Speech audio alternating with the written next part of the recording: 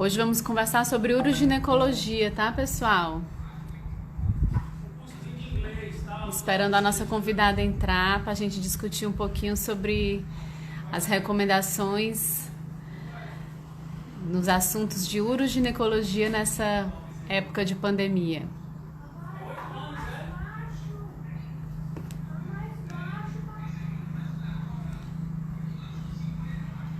Hoje a gente vai contar com a participação de uma fisioterapeuta muito especial, muito querida, super competente, que a gente admira muito o trabalho dela, e ela vai nos ajudar a conversar um pouquinho sobre esse assunto que é o dia a dia dela. Pode entrar, Simone.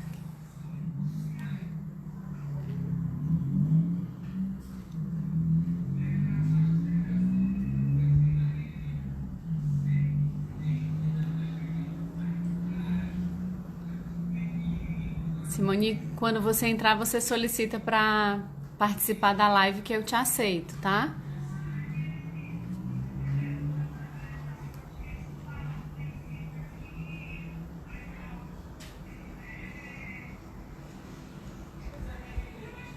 Sabe, tu sabe como é, Simone, para entrar?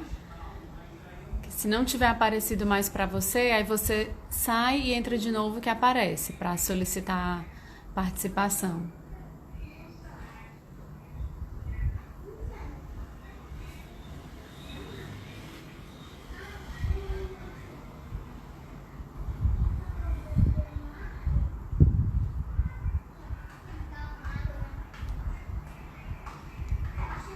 A gente vai conversar hoje sobre o manejo das condições uroginecológicas durante a pandemia de coronavírus. Foi uma recomendação que saiu da Yuga, já foi traduzida aqui para o português, e claro que isso precisa estar o tempo todo sendo atualizado, né? Porque são muitas mudanças rápidas que acontecem, e a gente vai conversar um pouquinho sobre como é que a gente pode abordar essas queixas, né, das nossas pacientes uroginecológicas com tantas limitações, né, infelizmente. Mas o que que a gente pode fazer?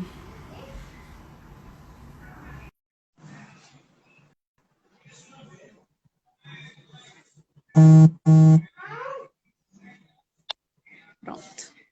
Agora a Simone vai entrar. Aí, bem-vinda! Consegui. Pois é, Deu estou certo. estreando aqui. Primeira live também, Mas Simone? também, primeira live oficial. Só tinha feito live para os meus alunos da UFC. Sim, sim. Outro tipo, né? Pois é, eu já fiz uma pequena apresentação sua, né? Que você realmente é o seu dia a dia lidar com essas queixas uroginecológicas, principalmente na faculdade, né? Mas é uma pessoa que tem muita experiência também com essa parte acadêmica e a gente admira muito, né, o seu trabalho, seus estudos, seus projetos, e é um prazer estar com você aqui hoje para a gente ouvir também sua opinião sobre esse assunto. Tá certo, Sara. Eu queria muito agradecer o convite do Instituto Salvata, né, que está tentando continuar levando informação de qualidade, né, para quem está aí nessa situação de distanciamento. Então, agradeço o convite em nome, né, do Instituto, seu, da Catiane e da Andresa. Né? Isso. Prazer é todo nosso. Que venham mais oportunidades, né, para a gente estar junto de novo. Com Eu certeza. adiantei um pouquinho, Simone, que o assunto é essa recomendação da Yuga, né, que surgiu Uhum. e que vem sendo atualizada, né? Quer falar um pouquinho sobre isso, sobre esse artigo que a gente escolheu? Foi bem interessante, né? Uma resposta assim da Associação Internacional de Uroginecologia a essa situação de pandemia, né? Que assim está afetando todas as áreas da saúde, né? E assim como que está afetando também, né? A gente que trabalha nessa área da uroginecologia também não tem como ser afetada, né? Então essa associação se posicionou, né? Juntando algumas recomendações das principais disfunções uroginecológica, né, e montou um documento que disponibilizou aberto no seu site e esse documento ele foi traduzido por colegas aqui para o português, né? E está disponível também essa versão no site da IUGA, e abordando as principais orientações de como manejar, né, a incontinência urinária, a infecção do trato urinário inferior, que pode acontecer nesse momento, os casos de prolapso de incontinência anal durante esse período, né? Que opções de tratamento, como que deve ser feito esse manejo. E aí, né, esse documento ajuda um pouco os profissionais da área, e a gente sabe que dentro da uroginecologia a gente trabalha em equipe multidisciplinar, né, de que forma que a gente pode conduzir esses casos, né? A gente sabe que, embora a gente tenha uma pandemia, né, do Covid, que é muito grave, mas assim, as pessoas têm outras condições de saúde que precisam ser cuidadas, né? Ou condições crônicas que já estão em acompanhamento, ou situações mais agudas que podem acontecer, como uma infecção do trato urinário. Então, é bem interessante assim, o que esse documento traz. E aí tem alguns pontos que a gente precisa assim, discutir melhor, né? Aprofundar de que forma que eu posso instituir esse manejo, né? O que é ético, o que é seguro. Eu acho que a gente pode conversar um pouco sobre isso. O que a gente pode adiar um pouco mais, né, para pós-pandemia, e o que a gente não pode adiar, o que a gente pode já começar a dar assistência para essas pacientes, né, para essas mulheres não ficarem realmente desassistidas. O que é um grande desafio para a fisioterapeuta, eu acho que de uma forma especial, que é tão manual, né, tão próxima da paciente, né, estabelece uma relação tão íntima com o paciente, e está tendo que se reinventar nesse sentido, mas que dá para fazer alguma coisa, né, Simone? Assim, dá para a gente orientar alguma coisa de cara, logo, de início, né, para essas mulheres. Esse é um ponto que, né, dentro desse documento, nas 4 condições que eu citei, a recomendação é que seja feita uma avaliação, no caso, né, geralmente o profissional de primeiro contato é o médico, e aí seja feita uma triagem que pode ser por teleconsulta. E aí é importante a gente falar que aqui no Brasil, assim como em outros lugares do mundo, mas especialmente a nossa realidade, alguns conselhos da área de saúde permitiram que esse atendimento fosse feito por teleconsulta, né? O caso do Conselho de Medicina, mas o Conselho de Fisioterapia também colocou uma resolução que foi publicada desde 23 de março, autorizando essa teleconsulta, o telemonitoramento e a teleconsultoria. Então, essa é uma das possibilidades de primeiro contato desse paciente que é novo, que está numa condição aguda ou que já está em acompanhamento. E aí na fisioterapia, né, esse documento reforça o que a gente já sabe assim, da literatura, que para algumas dessas condições de disfunção do assoalho pélvico, o tratamento conservador ele é o tratamento de primeira linha. E aí nesse documento da IUGA, ele traz justamente reforçando, né, que o tratamento conservador para essas condições deve ser o tratamento de primeira linha. E aí, se avaliar a necessidade de um exame complementar, em caso desse tratamento não estar tendo uma resposta, ou até no atendimento presencial, ou em casos mais graves, né, uma cirurgia, mas que o tratamento conservador seja primeiro. E aí, a gente tem o fisioterapeuta, né, como um profissional que, em geral, é o profissional de primeira linha no atendimento e que realmente, assim, está precisando se adaptar a essa realidade, né? E eu dei uma revisada, assim, na literatura e no que as associações, então a gente tem algum posicionamento da Associação Americana de Fisioterapia, a gente tem alguns posicionamentos do nosso próprio conselho aqui do COFITO, que autoriza essa questão, né, da teleconsulta e do telemonitoramento, mas a gente tem vantagens e a gente tem desafios também, né? Então, como você mesmo falou, né, a gente trabalha com assim, a função muscular, com a funcionalidade do indivíduo, e aí um questionamento que eu trago para essa discussão, né, é justamente o que você colocou. Até que ponto a gente consegue avaliar uma função muscular, né, por teleconsulta, né? Então, a gente tem algumas orientações de que forma isso poderia acontecer, mas assim, entendendo que dificilmente vai substituir aquela avaliação individual. Né? Então, o que eu tenho visto, assim, também conversei com alguns colegas que estão atendendo para saber como é que está a realidade.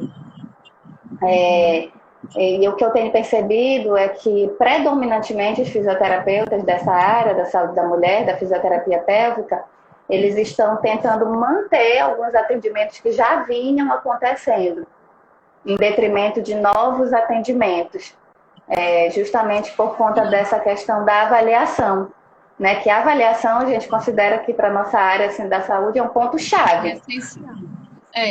Não dá para substituir de jeito nenhum, né? A gente até pode usar a criatividade e tentar ser o mais didático possível por teleconsulta, para explicar, para dar orientação, para ensinar o exercício, ensinar o que ela precisa fazer, mas a gente sabe que não vai se substituir. O que a gente tem visto também, recomendações, é de postergar um pouquinho as consultas, em vez de ser semanais, né? Você pode fazer uma reavaliação mensal ou trimestral, de acordo com a resposta de cada paciente, mas é uma possibilidade. Para não adiar totalmente, né? Então, para não postergar 100% do tratamento dela, Sim. É possível iniciar alguma coisa agora, né? Alguma orientação, e fazer uma reavaliação com 1 mês, 2 meses, dependendo da resposta dela, e ela já ganha alguma coisa, né? Ela já pode ter algum ganho, por exemplo, nas queixas de incontinência urinária, né? Eu sei que não dá para separar tudo, mas até para as pessoas serem mais didáticas, assim, para as pessoas entenderem o que a gente pode já começar como orientação e uma paciente que está angustiada, que está com incontinência urinária, que teve sua consulta tão desejada, cancelada, né? E a gente pode já fazer uma avaliação inicial por teleconsulta e já primeiras orientações. Sim, isso é perfeitamente viável via teleconsulta, né? Até o documento traz já algumas sugestões de orientações para cada condição dessa, para incontinência urinária, para infecção do trato urinário, para a própria incontinência fecal.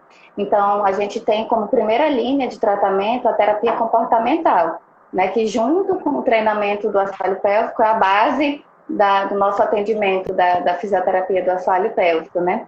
Então, essas orientações comportamentais, a gente já tem vários estudos mostrando que só elas, mesmo que de forma isolada, elas já apresentam algum ganho nos sintomas urinários. Então, a gente pode orientar, fazer uma avaliação por teleconsulta através de questionários validados, onde a gente vai ter noção do impacto desses sintomas, através do diário miccional ou diário fecal, né? E também dos hábitos alimentares e de ingesta hídrica. E a partir disso, a gente pode instituir, por exemplo, o treinamento vesical. Ele é a primeira linha para pacientes que têm bexiga hiperativa ou que têm incontinência urinária de urgência. Então, a partir da análise que pode ser feita, né, até de forma assíncrona nesses atendimentos, a gente pode instituir esse treinamento vesical, dar orientações, né, identificar quais são os hábitos alimentares. Então, a gente já tem evidência, né, de que para bexiga hiperativa, o excesso de cafeína, de bebidas que contenham adoçantes, pioram esses sintomas urinários, e a gente sabe que as pessoas estão dentro de casa. Então, provavelmente, estão tendo mais acesso a esse tipo de alimento.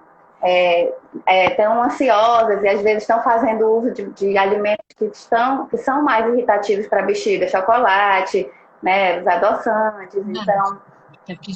Então a gente já pode orientar, e isso faz assim, parece que é pouco, mas muitas vezes faz totalmente diferença, né? A questão também de posicionamento, né? Uma coisa que a gente pouco conversa, e quando a gente conversa com as pacientes, assim, muita gente fala, nossa, eu não imaginava que isso tinha relação. Eu nunca prestei atenção em como eu me posiciono, né, para urinar, como eu me posiciono para evacuar. E a gente sabe que isso também tem muita relação, né, tanto com a questão da constipação, então, né, uma posição mais adequada para evacuar, para relaxar essa musculatura, né, tanto para a parte evacuatória quanto para a parte urinária, para aquelas pacientes que têm infecção do trato urinário de repetição. Então, são medidas que a gente já pode ensinar para elas e efetivamente já ir melhorando a queixa. Medidas simples, né, que a gente já pode ter algum resultado. Eu acho que se algum ginecologista pulava esse passo antes, né, agora é a hora de mudar a sua conduta, né, mudar a sua rotina e fazer essa pausa para poder investir nesse passo da terapia comportamental, né, investir no tratamento conservador com essas pacientes que a gente, como você falou, a gente vê muito resultado. E quando antes da pandemia a gente tinha muita resistência, agora é a hora da gente trabalhar essa conscientização de que vale a pena passar por essa fase, né, do tratamento. A Andresa está fazendo uma pergunta, né, como orientar por teleconsulta essa questão da conscientização corporal. Acho que esse é o principal desafio. É claro que a gente tem esse desafio, né? Na fisioterapia a gente tem muito essa questão, né, do toque, né? E o toque acaba orientando assim muito a nossa conduta, né? Onde eu quero esse relaxamento, né? Porque assim, se eu disser para você aqui agora, vamos lá, relaxa, relaxa, né? Você não tem ferramenta para isso. Então, a gente consegue fazer algumas coisas, sim, por teleconsulta.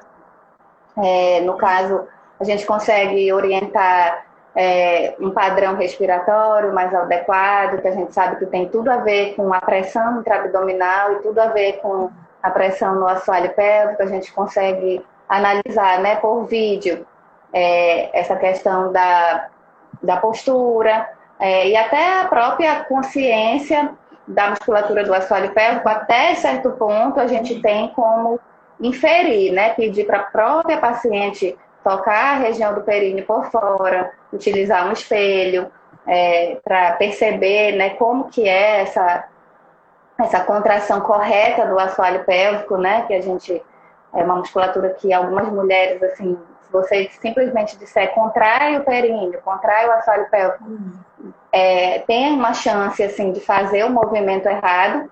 E a gente, através do vídeo, consegue observar, né? A gente consegue observar que a pessoa elevou os ombros, que a pessoa contraiu o abdômen, dependendo, né, da vestimenta, que ela fechou as pernas. Então, a gente tem estudos mostrando que o feedback, mesmo que verbal, né, as pacientes conseguem corrigir alguns desses erros na hora de realizar assim, a contração adequada do assoalho pélvico e melhorar. Mas como você falou, a gente vai até certo ponto, né? Talvez chegue num ponto que eu realmente não tenha como avançar na prescrição de um exercício que envolve número de séries, repetições, volumes, toda uma fisiologia do exercício. Talvez chegue um momento que eu consiga melhorar até certo ponto, dar algumas orientações e realmente eu vou precisar espaçar e depois precisar de um atendimento presencial para dar continuidade e evoluir. Né? Sim, isso é importante para saber que também não tá descartado totalmente o atendimento presencial, né?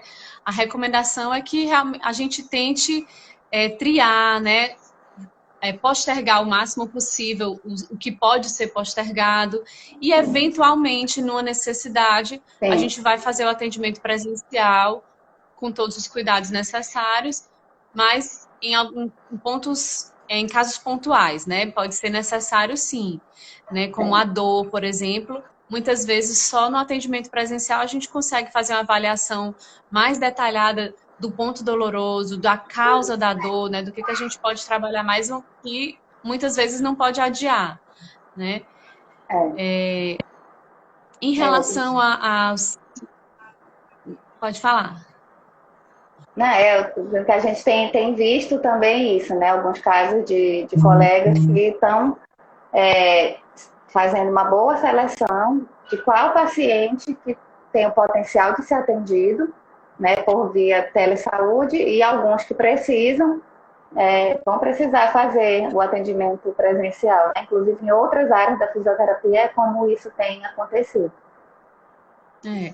As pacientes que aprendem ou que já tiveram a oportunidade de fazer alguma consulta anterior e aprenderam direitinho os exercícios, principalmente essas pacientes com dor, que são mais ansiosas, que precisam de um acompanhamento mais de pertinho, é possível na teleconsulta fazer só o resgate de alguma dúvida, de alguma dificuldade que ela possa estar tendo, ou de alguma mudança do padrão do exercício, só também para incentivar, para fazer com que ela mantenha. Isso também é uma realidade possível, né? De fato, assim, isso a gente já vem, assim, a pandemia ela trouxe assim a necessidade da gente implementar algumas coisas que a gente já, até a literatura já vinha mostrando a necessidade, né? Então a gente vem estudando muito sobre essa questão do automanejo de condições crônicas, né? Como a dor pélvica crônica, como a própria incontinência urinária. Então, assim, da paciente, ela não vai ficar para sempre fazendo fisioterapia. Isso é até o medo que as pacientes têm, né? Elas, assim, vocês sabem, elas perguntam assim, para o médico, mas quantos atendimentos eu vou ter que fazer fisioterapia para sempre? De forma nenhuma esse é o nosso objetivo, né? O objetivo é que essa paciente se aproprie dessas ferramentas que a gente dá durante o atendimento da terapia comportamental, de identificar o que faz bem para ela e o que não faz, né, de identificar, de ter consciência corporal, de qual movimento, como eu ativo a musculatura durante um esforço, como eu ativo a musculatura na hora que eu tenho sintoma de urgência e que isso começa a fazer parte, de fato, então, esse automanejo ele pode ser implementado, né, via esse telemonitoramento, né, onde tantos pacientes que têm dor, quanto os pacientes que já aprenderam como é o exercício, a gente pode ser o profissional que vai estar ali do lado, reforçando. Às vezes é um momento que, né, para algumas pessoas a rotina está muito puxada, né, quem tem filho pequeno, né, quem está trabalhando de casa, ou quem está aí na linha de frente, né, como alguns colegas da saúde mesmo da nossa área estão, mas para alguns dos nossos pacientes talvez seja o momento que ela achou que ela está em casa e que ela consegue achar um tempo ali na rotina para cuidar de um problema que ela, em outro momento, talvez na rotina mais corrida, não tivesse tempo. Você falou dessa questão do automonitoramento dela também, que é importante a gente treinar a paciente para isso, né? Capacitar ela para isso. A gente tem, hoje em dia, a evolução muito grande também da questão da inteligência artificial, que a Catiane colocou. Vem lançando cada vez mais novos aplicativos e novas ferramentas para a gente usar no dia a dia, com a realidade virtual, né? Óculos 3D, coisas que a paciente pode também estar adquirindo. Não é muito fácil o acesso, né? Ainda não está tão fácil, tão disseminado, mas é um futuro que talvez já esteja pertinho, que é uma coisa que ela pode adquirir e ajudar ela nesse treinamento, né? No dia a dia. De fato, acho que a gente tem que selecionar bem assim, qual é o perfil da paciente que a gente está atendendo, né? Que ferramentas que ela pode utilizar. Então, hoje a gente tem muito assim, a game terapia, né? A gente tem até alguns aplicativos, alguns dispositivos que podem ser utilizados via Bluetooth, né, intravaginal, e que você vê no aplicativo essa questão da contração do assoalho pélvico, né? E que muitas vezes esse aplicativo, se ele for usado sozinho, talvez a paciente não saiba exatamente como usar, mas com o auxílio do profissional que diga, né, quando usar, como usar, se é o momento adequado ou não, tendo feito uma avaliação, são ferramentas que são muito úteis, né? Então a gente está se vendo assim com a necessidade de colocar em prática ferramentas que já estavam aí no mercado para a gente, né? Assim, próprio exemplo aqui dessa questão da live no Instagram, né? A gente está usando agora essa ferramenta que já existia, mas pela necessidade. E agora a gente está fazendo mais, está usando mais essas ferramentas, né?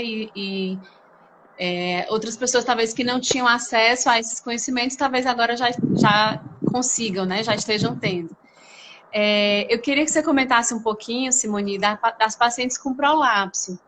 Eu sempre acho que as pacientes com incontinência aceitam mais a fisioterapia, fugindo da cirurgia, mas as pacientes com prolapso que querem operar o quanto antes, o que a gente pode assim explicar para elas e oferecer para elas também em relação a isso, né? Ao tratamento conservador?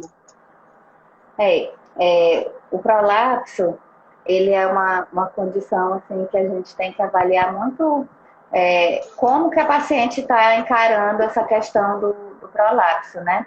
Então, a primeira coisa, até que o documento traz, assim, que é bem uma realidade que a gente encontra dessas pacientes, é aquelas pacientes que às vezes percebem ali, né, que percebem a queixa principal do prolapso, uma bola na vagina.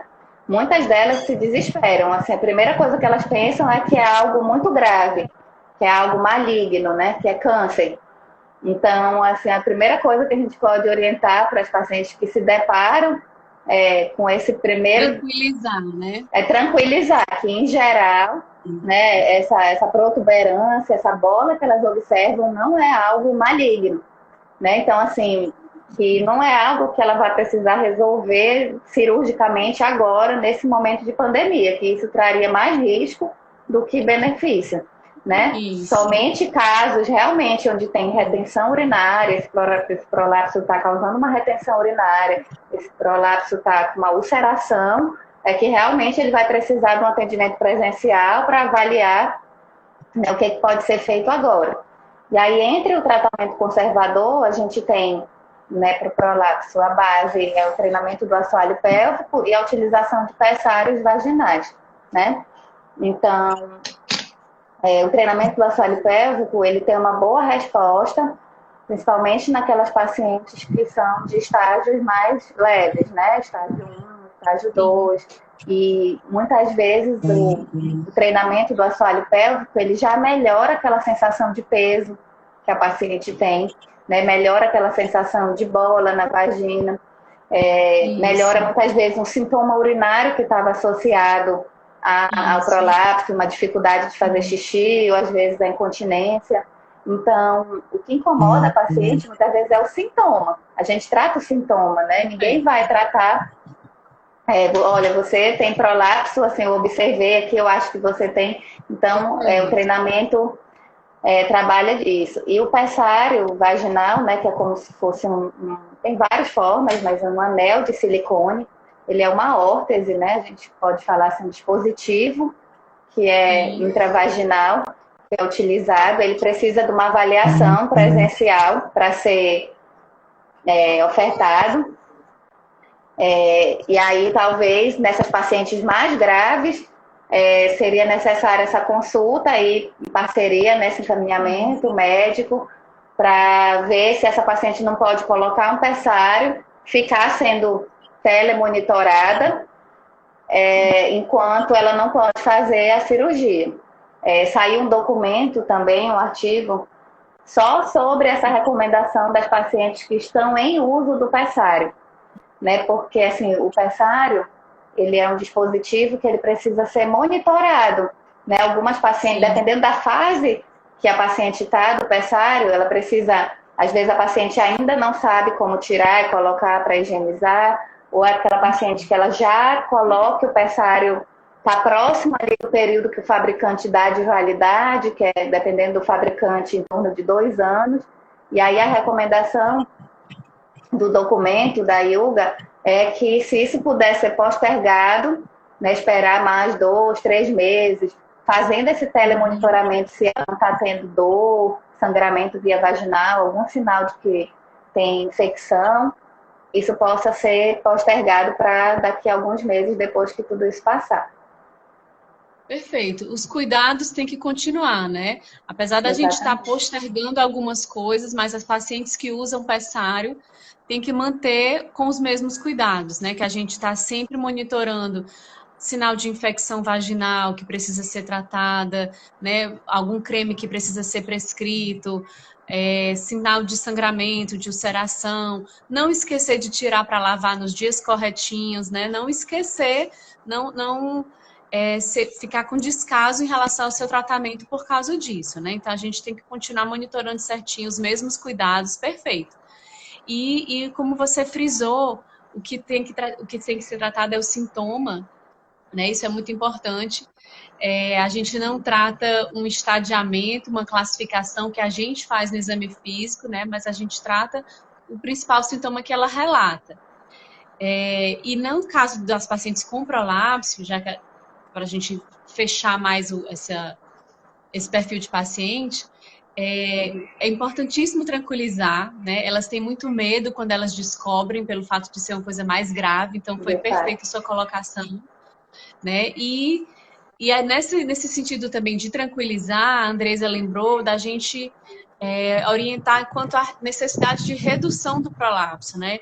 Em alguns casos, as pacientes vão ter alguma dificuldade de esvaziar a bexiga devido ao avançar, né, do estágio do prolapso. Então, essas pacientes podem precisar reduzir o prolapso para urinar.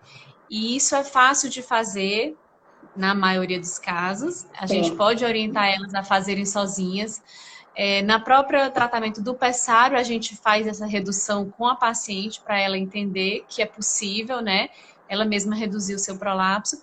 E também seria mais uma situação que a gente pode tentar orientar por teleconferência para que ela não tenha mais complicação do prolapso, né? Como a retenção urinária, as infecções urinárias de repetição. Então, seria uma orientação a mais em relação a essas pacientes, né? De fato. E assim, quando a gente fala de prolapso, a gente, né, da fisioterapia, pensa logo assim no assoalho pélvico. Mas a gente tem que olhar essa paciente como um todo. Então, a gente vê muito também essa questão que a gente fala hoje em dia da gestão da pressão intraabdominal. Então, a gente analisar, assim, até o ambiente domiciliar, ele é uma possibilidade da gente analisar como que essa paciente faz essa gestão da pressão intraabdominal. Então, assim, como que é a respiração dela, como que ela se comporta ao realizar um esforço, ao carregar um peso, que são coisas que pioram, a gente sabe que pioram o prolapso, né? A questão que eu já comentei sobre a evacuação, então pacientes que, né, têm como hábito assim, fazer muita força para evacuar, então a gente na fisioterapia não vai assim só tratar o assoalho pélvico dela, né? Mas a gente tem outras coisas, a própria postura, né? Como que ela usa a musculatura abdominal a favor do seu assoalho pélvico e não contra. E não contra, né? Não ser mais um fator mais agravante, né? Perfeito, Simone. Eu vi que a Lanusa entrou, não sei se ela ainda está aí, mas se ela quiser também fazer alguma colocação a mais sobre esse tratamento conservador do prolapso, é uma enfermeira super experiente que a gente tem ao nosso lado também, tanto lá na maternidade escola como na Salvata. Se ela quiser lembrar de alguma coisa a mais que a gente não falou, mas você falou como é comum as pacientes terem sintomas associados, né? Então, a gente tem uma paciente que tem um prolapso, mas também tem uma incontinência urinária, né? Então, também tem queixas defecatórias, como você também já introduziu o assunto, né? De que você vai trabalhar também essa questão. E aí, o que mais que a gente pode falar em relação às queixas intestinais, né? Muitas vezes a gente acha que as pacientes só têm constipação, mas a gente vê muita paciente com incontinência fecal também, né, associada. Então, o que mais que a gente pode estar acrescentando também em relação a essas orientações? A gente costuma falar, né, que o assoalho pélvico é um músculo só, né? Então a gente não pode olhar assim só para a parte da frente, só para a parte de trás. É um músculo que quando ele contrai, né, completamente e quando relaxa também, né? Então muitas vezes, como você falou, essas disfunções elas estão associadas, né? E a incontinência urinária ela é a causa primária assim, de busca por atendimento, mesmo nas pacientes que têm outras disfunções. Mas a incontinência fecal, quando ela ocorre, ela causa um impacto muito maior na qualidade de vida da paciente, né? Então, mesmo quando ela é em pequena quantidade, que a gente chama, né, soiling, que é, né, só quando fica a calcinha suja ali de fezes, né? E aí, uma das opções para essa questão da incontinência fecal depois da avaliação, né, que geralmente é o proctologista que vai fazer assim para ver qual é a causa dessa incontinência fecal, mas tem também medidas comportamentais que a gente pode fazer para melhorar. né? Então, em geral, a incontinência fecal ela está associada a fezes mais amolecidas, mais líquidas, né? Então, a primeira coisa é tentar melhorar essa consistência das fezes, né? E a gente pouco conversa sobre isso, né? E assim, o quanto que os hábitos alimentares estão associados a essa consistência das fezes e que isso pode estar piorando a queixa de incontinência fecal. Então, a gente sabe que alguns alimentos também pioram essa consistência, deixam as fezes mais líquidas, né? Que também são alguns irritativos, como a cafeína, os adoçantes. E aí ela precisa fazer, no caso da incontinência fecal, uma diminuição de alimentos com fibra e aumentar o número de alimentos com carboidrato, adequar a ingesta hídrica, né? O hábito também evacuatório, tentar organizar esse hábito. Então, né, se ela estiver em casa, vamos tentar, por exemplo, meia hora depois de alguma das refeições principais, ou café da manhã, ou almoço, tentar ir ao banheiro para regularizar, né, fazer um bom esvaziamento com um bom posicionamento, né, esse posicionamento que eu falo. O ideal para ter um bom esvaziamento de fezes é a gente ter aquele banquinho no banheiro, para que a gente possa elevar os pés, né, que os joelhos ficam numa posição acima do quadril, incline o tronco um pouquinho para frente, apoio meus cotovelos nesse joelho, e assim eu estou relaxando, né, o músculo pulbo-retal. E aí eu consigo fazer um bom esvaziamento. Eu mantendo esse intestino limpo, eu vou evitar esses episódios de incontinência fecal, né? E aí associar ao treinamento também da musculatura do assoalho pélvico, né? Algumas técnicas para inibir a urgência fecal. Isso são medidas que podem ser instituídas nesse momento. Perfeito. A gente realmente vê que muita coisa do dia a dia da mulher, né, dos hábitos mesmo alimentares, ela já pode ir mudando e absorvendo para o seu dia a dia e já tentar aí ver alguma resposta, né, nas suas principais queixas.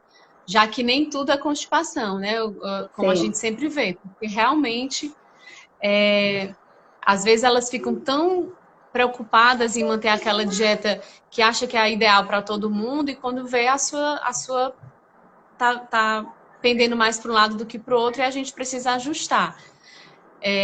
A Gisele está lembrando de mais um mau hábito, né, que é levar o celular para o banheiro. De fato. Muito comum. Muito comum, e realmente é a questão da rotina, de lembrar que isso tem que ser cuidado, porque mexe como um todo, né? A gente acha que não tem nada a ver, mas uma coisa influencia mais na frente, a gente vai estar tendo resultado lá nos sintomas urinários, nos sintomas de prolapso, né? Por uma coisa que não foi bem cuidada. Essa questão do celular, né? Você fica lá mais tempo, né? Causando uma pressão no assoalho pélvico desnecessária, não prestando atenção em realmente como é que está essa musculatura, se está relaxada, como é que está o meu posicionamento. Então, e aí isso vai influenciar na parte, né, fecal, urinária, né, no maior risco de prolapso. Então, assim, uma coisa está interligada, né? A gente tem que cuidar realmente assim, desse nosso musculatura, dessa nossa região, né? Tudo merece cuidado, né? Cada partezinha nossa merece nosso cuidado, nossa atenção, para a gente poder fazer realmente as coisas tudo no seu tempo, tudo com concentração, né? Se dedicando direitinho, vai dar certo. A doutora Rosélia lembrou para a gente falar um pouquinho sobre as grávidas, né? Sobre as queixas de incontinência urinária nas gestantes, né? Como orientá-las também nesse momento, né? Que a gente já não quer que elas saiam de casa para quase nada, são as que mais precisam sair, às vezes, né? Para fazer os exames. Então, como é que a gente pode tranquilizar as gestantes também com essas queixas? A gente sabe que as gestantes, elas entraram, né, no grupo de risco aí do Covid, então, mas isso não significa que elas devem interromper suas consultas pré-natais. Então a gente incentiva que as gestantes mantenham esse cuidado mínimo, contato frequente com o profissional de saúde, né? E mesmo que isso seja via teleconsulta, né? Intercalando assim, o que pode ser, o que deve ser presencial, o que deve ser por teleconsulta.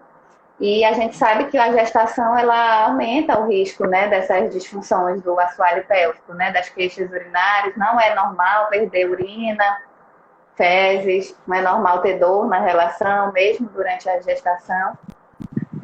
Então, e as gestantes, assim, elas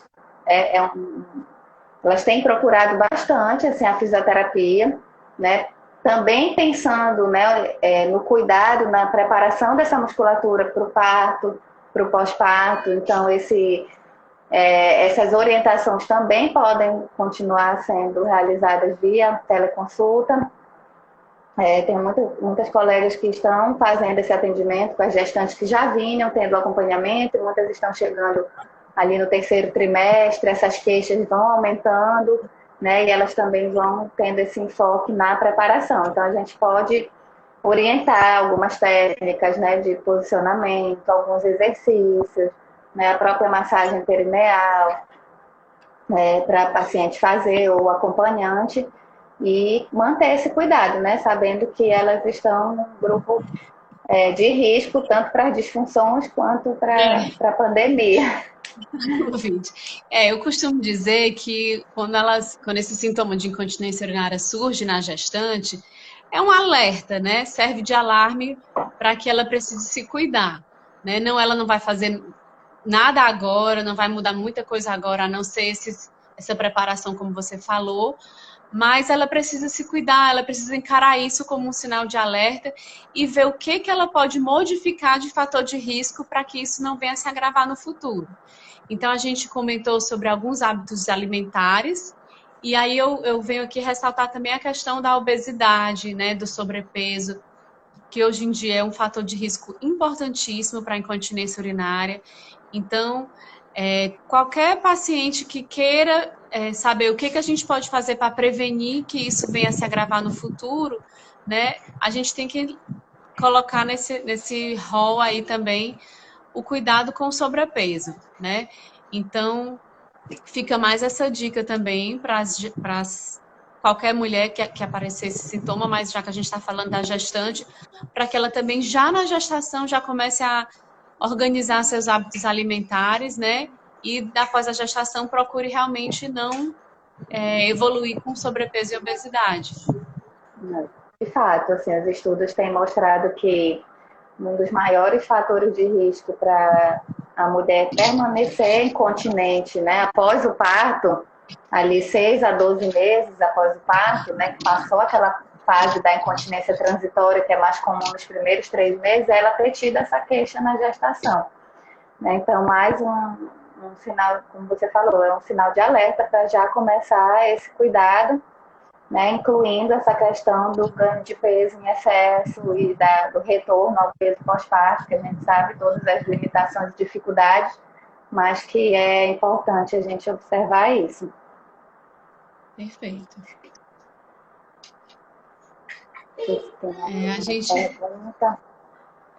Eu acho que de recomendações para essa época de pandemia, a gente conseguiu abordar tudo, né, de todos os principais assuntos que foram dadas para esse tratamento conservador, né? Eu acho que, para mim, a mensagem mais importante que deve ficar no final de tudo o que eu já falei no começo, é quem não perdia esse tempo para incentivar o tratamento conservador, essa é a hora de apostar, né, nele. Né? A gente tem que explicar que é importante, que vale a pena, né, começar por ele. A fisioterapia, de uma maneira especial, é uma grande aliada nossa, né, na uroginecologia. E a gente vê as respostas, né, os benefícios do tratamento da fisioterapia, tanto, às vezes, no pré-operatório como no pós-operatório. Né? Então, em nenhum momento, a gente vai desistir, né, da fisioterapia. A gente vai sempre estar lançando mão da fisioterapeuta né, nos tratamentos dessas disfunções. E agora, mais do que nunca, né? Então, eu acho que o papel de vocês realmente sempre foi muito valorizado, mas agora eu acho que mais do que nunca deve estar sendo fortalecido, né? Apesar de com essas limitações de não ser presencial, mas a gente viu aqui na live que tem muita coisa que a gente pode já ir começando, já ir orientando e já ir ganhando, né? E aí entra aí como os novos desafios da nova era, né? A gente vê o que a gente pode incrementar ainda mais, né? Nessas orientações à distância, né, Simone?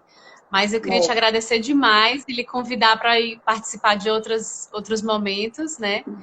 A gente está tendo live toda semana, toda terça e quinta, mas às vezes até a terceira live da semana também aparece.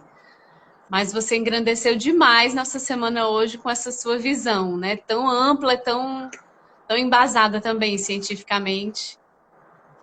Tá certo. Eu queria também agradecer, né, deixar essa mensagem realmente, assim, a gente está vivendo um momento que, de fato, assim, a nossa profissão, né, a fisioterapia está sendo tão valorizada, principalmente aí na área da terapia intensiva. Então, não posso deixar de agradecer meus colegas fisioterapeutas que estão aí na luta, nas UTIs, né, com os pacientes do Covid, mas né, das demais áreas, aí como na nossa, né, que a gente trata as disfunções do assoalho pélvico, a gente está vendo realmente isso, a importância do tratamento conservador, mesmo em condições como, talvez que a gente tenha comentado um pouco menos, como a infecção do trato urinário, que a gente também, somente essas que são recorrentes, a gente também tem orientações que já podem melhorar essa recidiva dessas infecções, né? A gente tem um papel da musculatura quando essas mulheres começam a ter infecções recorrentes, né? Então, a gente está tendo a oportunidade também de divulgar através dessas lives, chegar nos pacientes e dizer que o fisioterapeuta pode ser um profissional, né, que vai tratar essa condição e muitas vezes eles não sabiam disso. E contar, né, com a ajuda contar com a ajuda, né, de vocês também, né, médicos que assim caminham e recomendam e fazer essa aliança, né? Muitas vezes o paciente vai precisar, no caso do antibiótico, né, vai precisar da consulta presencial, né, vai precisar de uma intervenção, mas o que a gente puder, né, fazer para manter o que ele já estava ganhando com a fisioterapia ou começar as medidas comportamentais, algumas orientações que fazem muita diferença.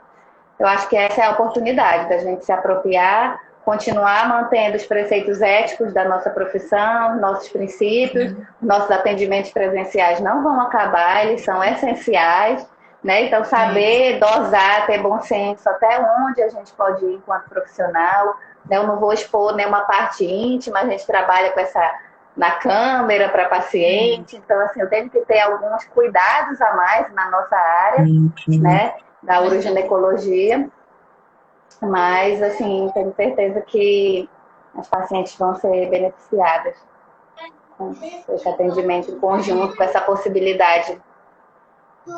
É verdade, é isso mesmo.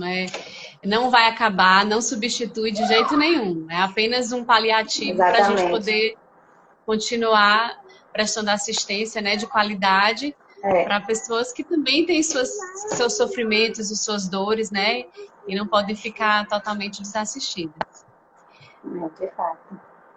Pois, gente, muito obrigada, né? Vamos aguardar as próximas lives, os próximos roteiros aí dos próximos convidados, mas muito obrigada pela presença de todos vocês, obrigada pela Simone também, ter aceito estar aqui com a gente hoje, e até a próxima, que venham outros momentos gente. Bons assim. Até mais, até a próxima, obrigada. Então, amiga. Tchau.